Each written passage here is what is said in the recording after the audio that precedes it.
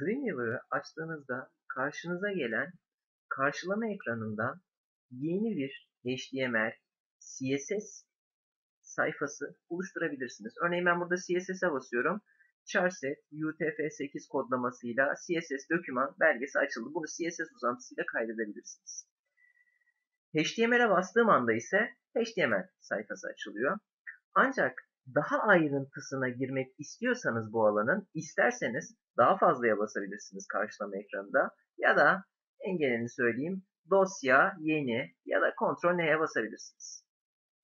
Bastıktan sonra yeni belge ekranı çıkıyor. Bu ekran ilk anda size biraz karışık gelebilir. Fakat öyle değil. Zamanla bu sayfaya alışıyorsunuz. Zaten basacağınız, seçeceğiniz noktalar belirginleşiyor. HTML'i seçeceğiz biz burada esasen. Ama inceleyelim.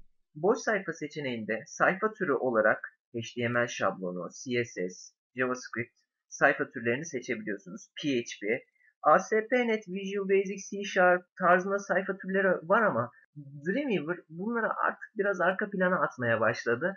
Çünkü ASP.NET kullanan pek çok kişi işlemleri Visual Studio üzerinden görebilmekte. Tabii gene de sizin tercihinizdir.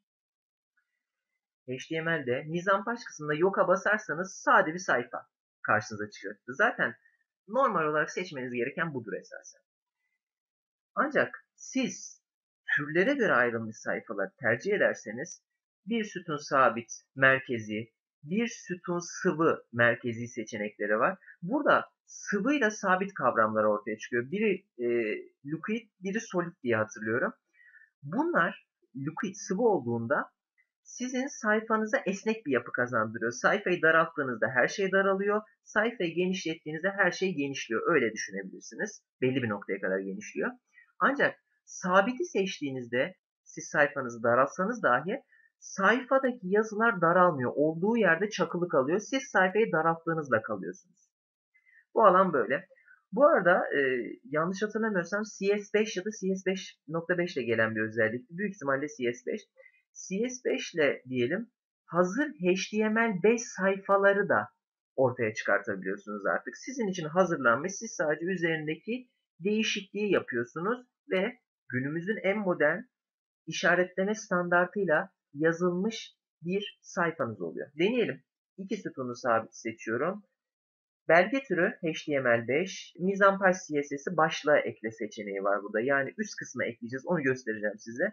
Diğer kısımları pas geçiyorum. Burada zincir sizin harici bir stil sayfanızı mevcut sayfanıza zincirlemeyi, bağlamanızı sağlar. Bizim haricen şu an bir sayfamız yok. Biz sıfırdan aldığımız için şimdilik başlığa ekle seçeneği iyi bir seçenek. Benden size tavsiye bir site oluştururken hiç fark etmez. HTML yok'u seçtiniz, HTML5 seçtiniz ya da buradan herhangi bir tanesini seçtiniz. Mizampaj CSS'ini yani CSS stil dosyanızı daima mevcut sayfanızdan ayrı tutun. Neyin nesidir bu? Şu başlığa ekle seçeneğini göstereyim, farkı siz zaten anlayacaksınız. Başlığa ekleye basıyorum, oluştura bastım. İnternet sayfaları iki şekilde oluşuyor diyelim. Gösterelim. Bir web sayfasının anatomisini gösterelim size. Anatomi şudur. Kontrol ne? Yok. Oluştur. En tepede head etiketi. Hatta şöyle anlatalım.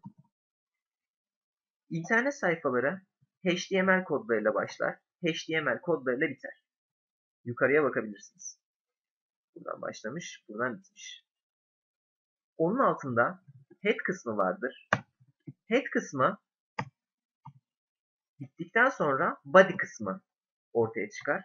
Peki bunların özeti nedir? Head kısmı kullanıcı tarafından görünmeyen özel kodlarınızı, meta etiketlerinizi koyabileceğiniz bir alan ki daha öteleri de var aslında. Body kısmı ise bizim sayfamızın görünen kısmı, buzdağının görünen yüzü, asıl kodlarımızı, asıl yerleştirmelerimizi, divlerimizi, özel etiketlerimizi, yazılarımızı biz bu alan içine yazarız. Buradan da göreceğiniz üzere şuradan aşağıya doğru iniyorum. Bakın body ile başlamış. Divini, çerçevesini koymuş, yazılarını yazmış. Her şey burada hazır. HTML5 sayfa olduğu için asite etiketi koymuş. Burada dikkatinizi çekerim. Body kısmının üzerinde head etiketi var. head etiketi yukarıdan itibaren başlamış ve CSS'i bu alan içine gömmüş. Normal olarak yanlış olan bir seçenektir bu. Düşünsenize hem sayfada kodlarınızı body etiketinin içine kodları yüklüyorsunuz hem de CSS'i yan yana yüklüyorsunuz. Doğru olan bana göre bu değil. Bana göre doğru olan sizin tüm CSS stillerinizin ayrı bir sayfada durması. Bunları siz zaten ayarlarken zamanla idrak edeceksiniz. Siz de aradaki farkı anlayacaksınız.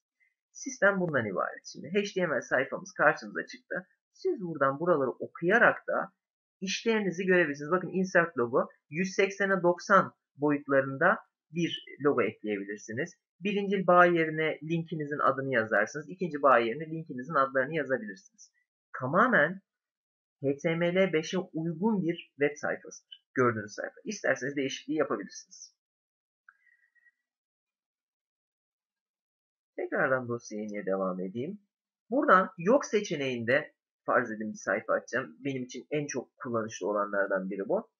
Belge türü açacağınız mevcut sayfanın en geçerli belge türünün ne olacağını size soruyor. Ben size şunu söyleyeyim. Dünyada en çok kullanılan standart ki zaten default olarak da gelen XHTML1 transiyonel seçeneği. Bunun yanı sıra mobile seçeneği de var. Bunların aralarındaki farkı sizin bularak okumanızı isterim. Şimdi ben bunları burada tek tek anlatmak istemiyorum. Ancak HTML5 teknolojisiyle sayfa yaparsanız HTML kullanmak istiyorum, bu işaretleme dilini kullanmak istiyorum derseniz de belge türünü HTML5 yaparsınız. Ona uygun bir yapı ortaya çıkar karşınıza. Ben yine gelenekselden XHTML1'i seçiyorum. CSS dosyası ekle, harici dosya eklemek olduğunu söyledim. Bakın burada bu sefer yoka bastığımda mizampaj CSS'i otomatikman çıkmadı. Buradan CSS'inizi yazacaksınız. Harici bir dosyadan ekleme yapacaksınız. Zamanla değineceğim.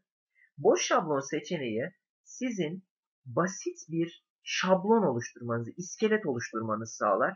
Bana göre Dreamweaver'ın en müthiş özelliklerinden biri bu. Zamanı gelince anlatacağım. Değişken ızgara mizampajı tamamen ayrı bir konu. Onu da farklı bir videoda değinmeyi düşünüyorum. Şablondan sayfa seçeneği sitenizin iskeleti olduğunu belirtmiştim. Buraya kadar her şey tamam. Sizler bir sayfa yaptığınızda diyorsunuz ki bu benim sayfamın ana görünümü olsun diyorsunuz. Ben bu ana görünümün bir kısmını bozmadan bütün sayfaları aynı şekilde yapayım derseniz belli bir şablon oluşturmanız gerek. Bu ne anlama geliyor? Bu sizin binlerce sayfayı tek bir şablona dayandırdığınızı farz ediyorum. Değişikliğini kolay bir şekilde yapmanızı sağlayan bir seçenek. O sebeple şablon konusu Dreamweaver için çok önemli. Siz siteniz için bir iskelet oluşturmuşsanız ve mevcut sayfalarınızı bunun devamı şeklinde yapıyorsanız şablondan sayfa seçeneğini kullanacaksınız. Burayı unutmayın. Örnekten sayfa seçeneği ise CSS stil sayfasını anlatacağım. Sizin CSS stillerini hazır olarak bulmanızı sağlar. Daha önceden yapılmış CSS stilleri var. Örneğin renkler mavi, beyaz, sarıyı seçip oluştura basarsanız karşınıza gelen CSS ekranı hep sizin için basit anlamda ayarlanmış oluyor. Renkleri sizin için seçilmiş. Başlık bir rengi, başlık iki rengi otomatikman, linklerinin rengi otomatikman sizin için ayarlanmış bir seçenek sunuyor. Tercihler seçeneğinin de az önceki derste anlattığım tercihler seçeneğine bir kapı olduğunu belirtmek isterim.